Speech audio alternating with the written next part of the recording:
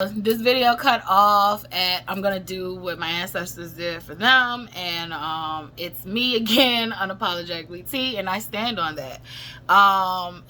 That's what works for me. Like, whatever works for you, if it's the Bible, if it's the Quran, if it's the Torah, if it is something in the Eastern cultures, you do it what's best for you. But for me, I'm gonna do what's best for me. And I love tarot cards.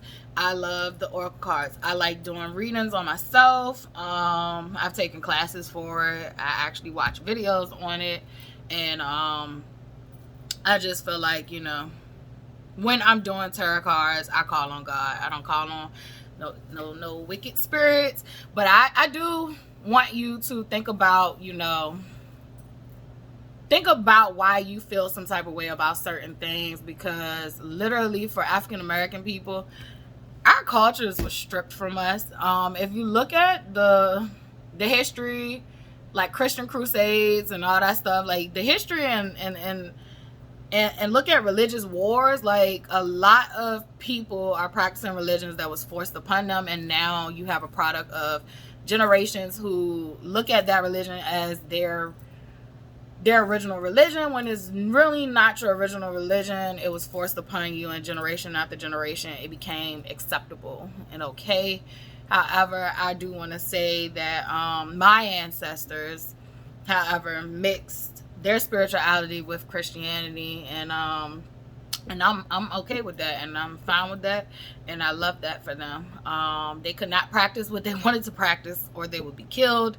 So I do want people to let people do what they want to do, as long as they're not hurting anyone, because I feel like it's all about intentions. So if you have great intentions, then why are we condemning certain things?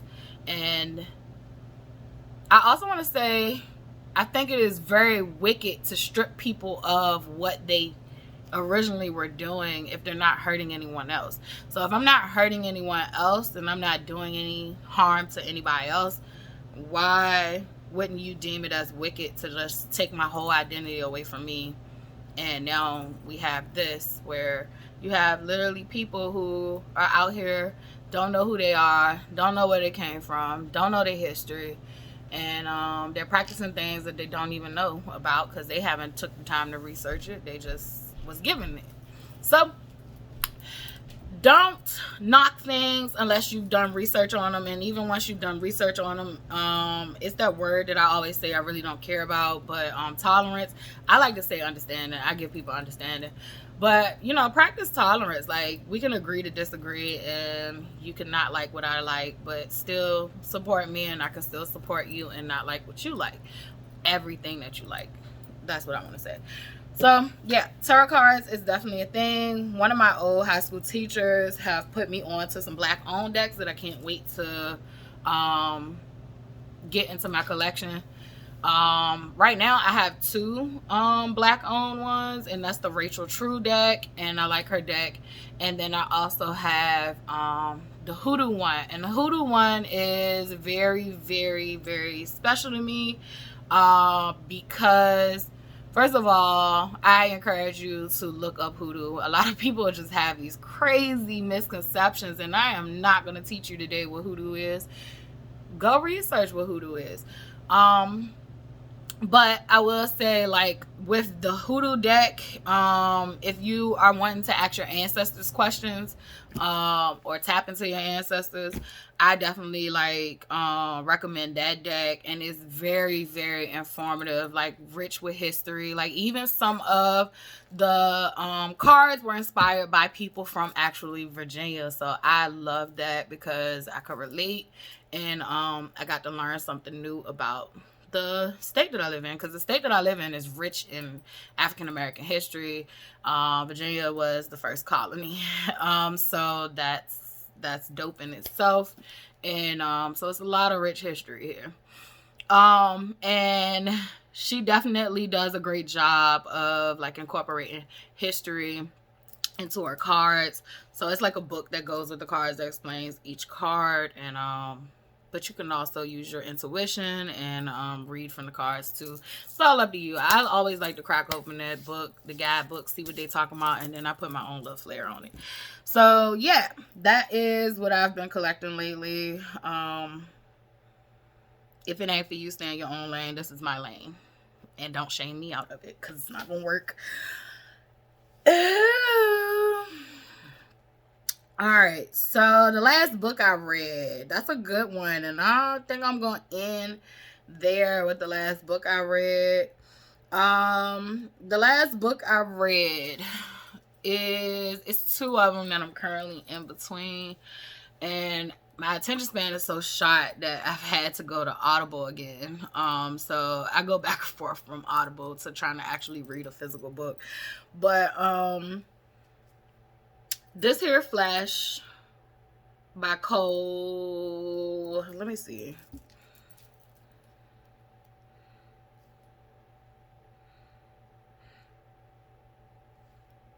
So this here Flesh by Cole Arthur Riley. And then let me see the other one. Give me a second. And then I have The Healing Power of African American Spirituality by Stephanie Rose Bird. So yeah, if you are having problems with concentrating, we live in a time where, you know, we're on our phones scrolling, everything is so quick. It is easy to mess up your attention span, but I do encourage you to read. I do typically read, but it's on my phone, and I need to start like just opening up a book. I did get this book not too long ago that I want to crack open, but it is it's The Hidden History of Early Richmond. I found this in a Walgreens. It's actually funny. But I haven't cracked it open yet, and I'll see how that one is. So, yep, I have. Let me see if I can show y'all. And also, of Water and Spirit is another one I read in college that I wanted to reread, and I haven't reread it yet, but I got that. Of Water and Spirit. That book was good. I can't wait to reread it now that I've had a spiritual awakening. Like, I think a lot more things will resonate with me now that I'm older, because when I read it, I was really young, and I still wasn't believing in it myself. So, you know, sometimes when he would say some stuff and I'll be like, I can relate, but I don't know. And I think now I'll really enjoy it, so that's why I want to reread it. But this is Audible. See, they said this is Audible. All right, so this is The Healing Power of African American blah blah blah. I started it over, and then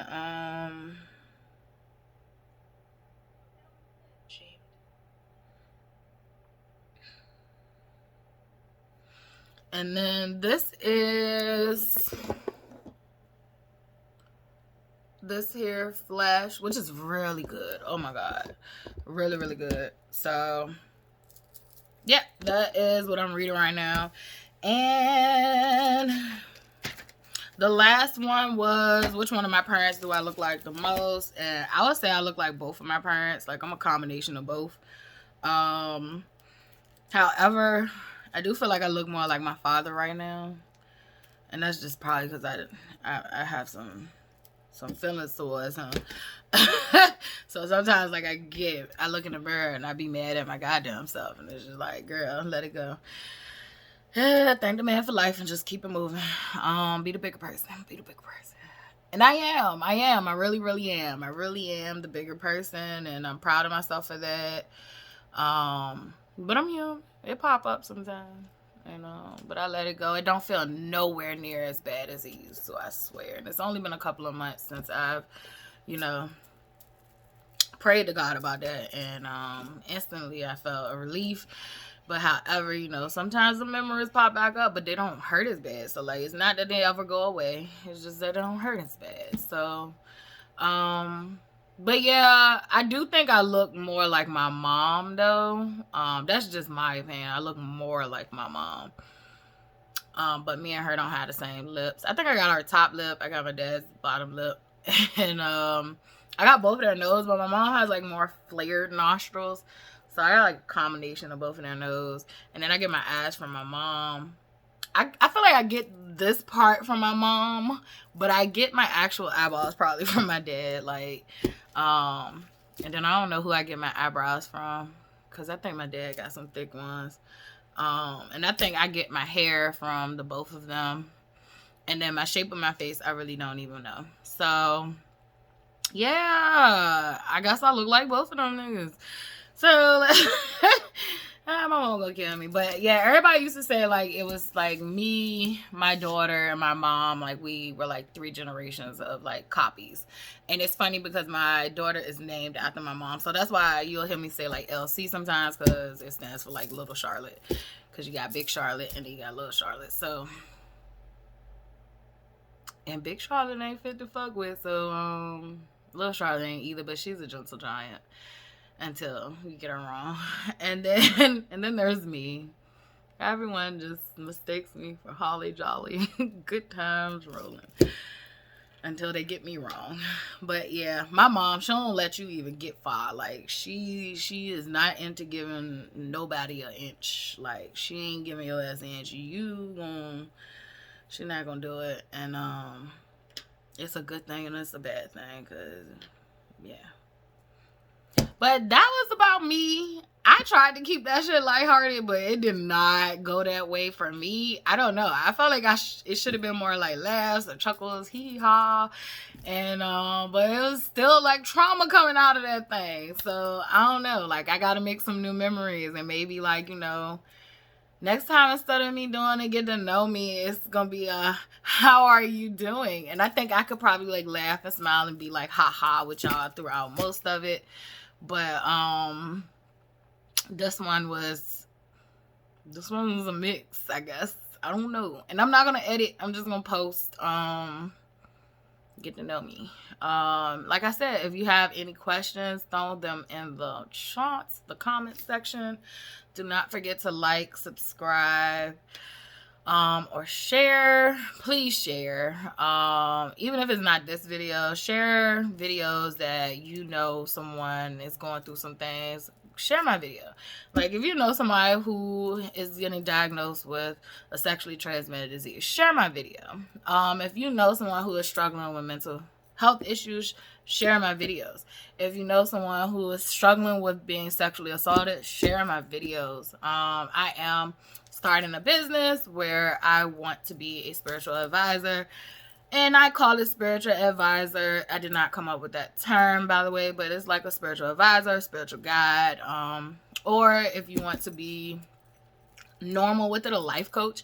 I am not want to be anyone's therapist. However, I feel like I can help based off of my experiences, my life experiences, but I still do not want to project because, you know, things happen to us. Like the same situation can happen to 2 people and it can affect each person differently, and what might work for me might not work for you. So my whole goal is to, number 1, just get you comfortable with what has happened, and then number 2, you know, help you figure out, you know, what steps to take next, what resources to connect you to, because I think that's like the biggest thing, is connecting people to other resources, because maybe you do need a therapist, so you can go that route. Maybe you need medication, you can go that route. Maybe you just need a support group. I have done a lot of support groups, and I think I'm going to sign up for a support group because I be going through it. I don't know, I'm going to see, but I definitely do these things myself. So that's what I definitely want to open up, a spiritual advisor practice. I am in the making of next month. I hope to, like I told you in previous videos, I am pulling my retirement out and I'm going to invest in myself. And I am going to take some online classes to get certified and think medicinal plants, like being a herbalist. And there's also a girl in the city. Key, who her and her wife owns the Botanica in Churchill. They do classes, so I'm gonna take some classes with them because I want to take Key's class for medicinal, like her herbal class, and then her wife does candle making, which I already have supplies for candle making, but her wife does. She makes some good candles, so I want to learn. Her candles, like I don't get my candles no more from nobody but her, like, and she dresses her candles and all that stuff, and I just love it. So yeah, if you are into spirituality and you're looking for a trustworthy shop, I stand 10 toes down behind those girls. So go check out Key and X. Botanica, I think it's called Magdalene's or Magdalene's. Botanica, look, I told y'all words, sometimes they work, sometimes they don't in my brain, don't judge me. But go check them out. Definitely have lots and lots to offer. I trust their advice, I trust their products. If you are into spirituality, you know you can't trust everybody's stuff, but I trust them. So go check them out. And then I also, what else was it that I wanted to do? A friend called today and told me about getting certified to do I guess peer-to-peer like help. So like basically what I just described, like you're going through something, I will help you through that by us talking. And yeah, so I'm gonna do that, and I have a plan that wasn't my own. Look, this plan is unfolding on itself because when I originally knew I was going to pull out my retirement money, I had no idea what I was going to do with it. However, before I thought about pulling out my retirement plan, I created this vision board, and all the things I just said is on the fucking vision board. So look at God. Like I always try to tell people, like, I was revealed what my life would look like. And that's why I made the vision board, but I wasn't told how it would happen. And I feel like I can't mess this thing up. I just have to do it. And you know, when I do make mistakes, I can make mistakes, but I don't think I can mess up what's intended for me. Unless I just completely try to stray my path. And I'm not into that anymore. I don't want suffering or hurt that deep. I'll take the hurt that I'm dealing with now, and the challenges that I face now, they are way better than what I've ever went through in life. It's funny, I don't know if I ever told you this, but like, my mom is sick. I don't mean literally sick, but she's sick in the head because when Dante passed away, do you know this heifer? She bought me a shirt. I'll show y'all one day if y'all ask me. But she bought me a shirt with a cat on it. And the cat looked like it's been electrocuted and fried. And the cat was saying, I'm okay. And if you were in my grieving process during that time, like, that was something I kept on saying. I'm like, I'm okay. I'm okay. Because I have been used to being through so much worse that even this fucked up situation that was happening to me, like, as painful as it was, as new as it was, because it was a different grief. It was one that I couldn't hide from. It was one that I couldn't deny. Then it was a grief of myself. It was insane. And I kept on saying, like, I'm okay. I'm okay. And it was because I was okay, because I had been through so much shit before. Like, I couldn't even recognize that, like, I wasn't okay. And I was. Both of them coexisted, right? Like, because I had been through worse, I felt like I was okay. But because I had been through worse and I didn't have the support I was supposed to have, I denied myself the right of saying I'm not okay. I do need help. And that's just how life has been in the past. And I'm not going back there. I am going to pray. Only way I'm going back there is God himself, tell me he need me to go back down that way. But until then, I am going to enjoy the direction and the trajectory of my life and thank God that he has pulled me out of the pits of hell. Because when people be asking me in my inbox where I'm from, definitely them men, I'd be like, I'm from hell. Now leave me alone before I give you hell, like for real. Like I literally feel like I was born in pure hell. I feel like my mom was born in pure hell. I felt like a lot of our family members was born in pure hell. And I felt like, you know, I can't keep going this way. Like, man can't keep having the same story repeat for them. Like, no. Nope. We can't do it. So I'm so happy that even though things are not spelled out for me, I still know the word, if that makes sense. So I have what's ahead of me. I can see that. I'm always a future thinker. I stay in my head about the future. And that's what's been hard about this journey, is being present now. I don't know how I got into a get to know me video into this, but I think it's a good thing. So whoever finds this video, you know, enjoy. If it's for you and it resonates, then I'm happy you found it. But yeah, like I can always see, like I always get these visions in this, and then I'm always making these goals for them, and I'm making how it's gonna happen, because I was always taught to have these plans and have these goals and check these boxes, and even when you check the box, like I told y'all, and I think in a post I made on social media, like I checked the boxes. And then I circled them too, because like I was an overachiever, and I just wanted to make sure that I felt like once I found my passion, which was education, in life, once I found that passion, like I became like this overachiever, because it was like, yes, this excites me. I love learning. I love doing this.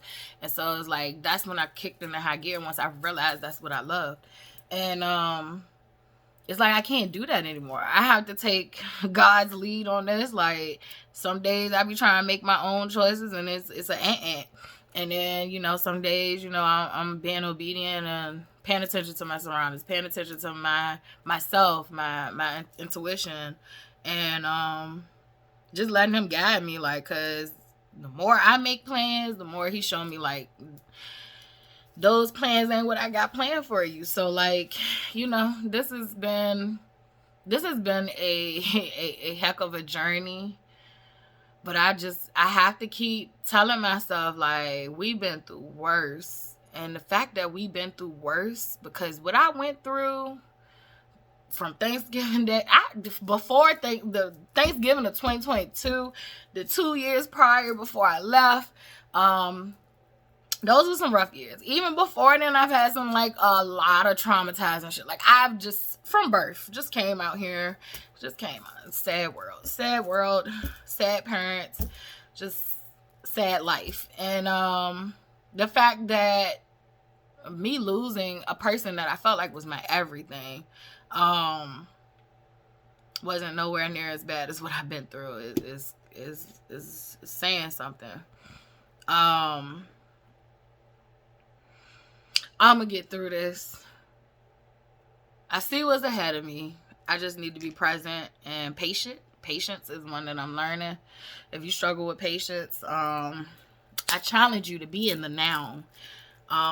It will cure I ain't going to say it's going to cure your anxiety, but it definitely helps cut your anxiety down. I even tell my anxiety now, like, we are not in a life or death situation. Like, can you please calm down?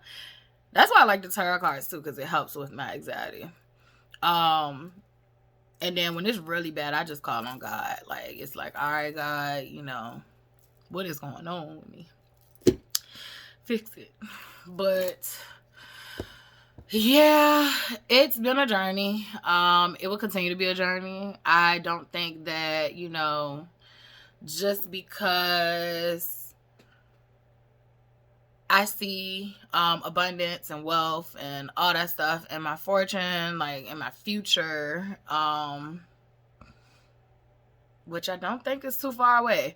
But just because I like see those things for myself, it doesn't mean I won't have challenges. It doesn't mean that life will be just played on easy. However, it will make life easier. And I still will have challenges. I still have problems. And I think the beauty of my whole journey thus far is to live in the now. Like, live day by day.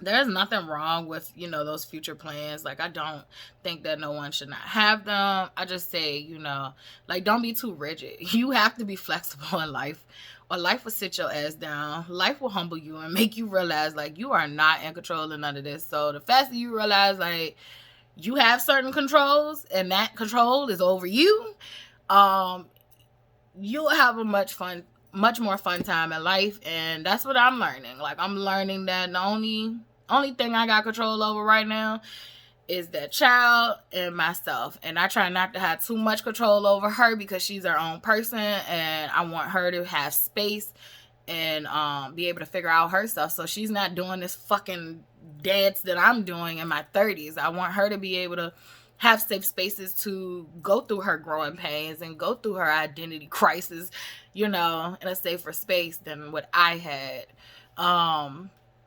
So I say mostly I'm in control of myself, and with her, I am guardrails for her right now.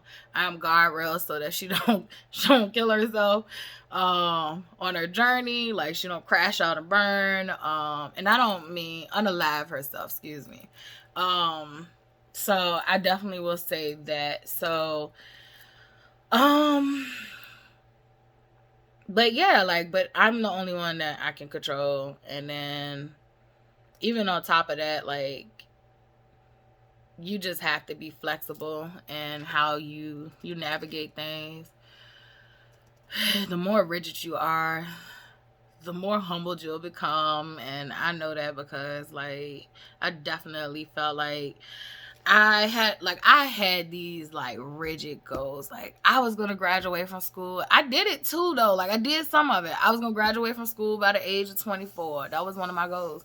I think I did it. I can't remember. It was 24 or either 25, but I think I walked across the stage in 2015. And because my stepfather's mom, which was like a grandma to me, she passed away right before graduation. Like, I think it was the week before graduation. So I ended up walking in 2015 in the fall. She died that summer. So yeah, I have a lot of deaths, bro.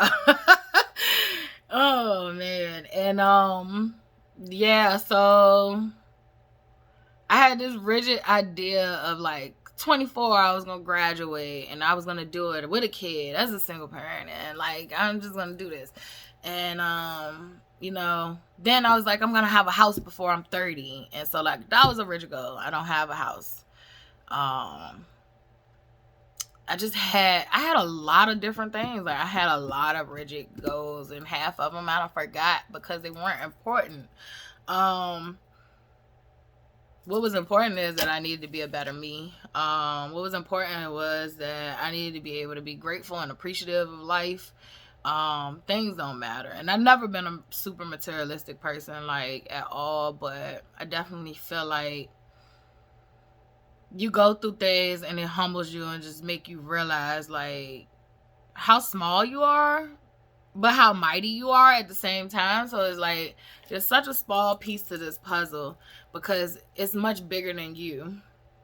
However, you're still so mighty because you play a part in the whole thing.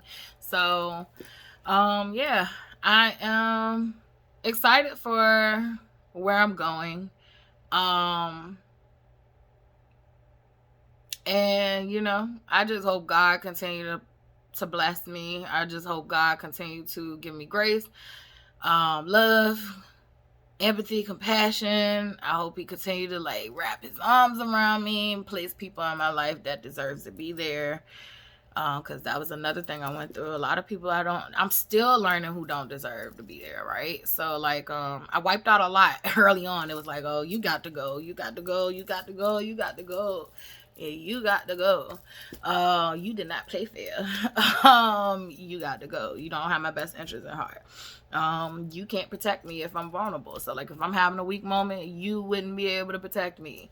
You got to go. So it was a lot of you got to goes, like people who were intentionally tearing me down and acting like, I call them frenemies, like they was acting like they was there. People using me. Oh my God. You set a boundary with a person and they are a habitual boundary stepper. Oh my God. Gotta go. I don't got time to teach you how to treat me. Like, I'm not gonna treat you like that. Why do I gotta teach you how to treat me? I only want people around me that I don't have to teach you how to treat me. And let's just say we find each other in disagreeing terms.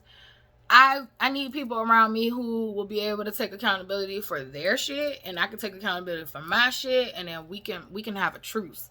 I don't need people who will be like, you bring up a situation and they'll be like, well you did. Like, can we talk about what the fuck you did first before we go into what you didn't bring up in the beginning? You was just smiling and happy in my face.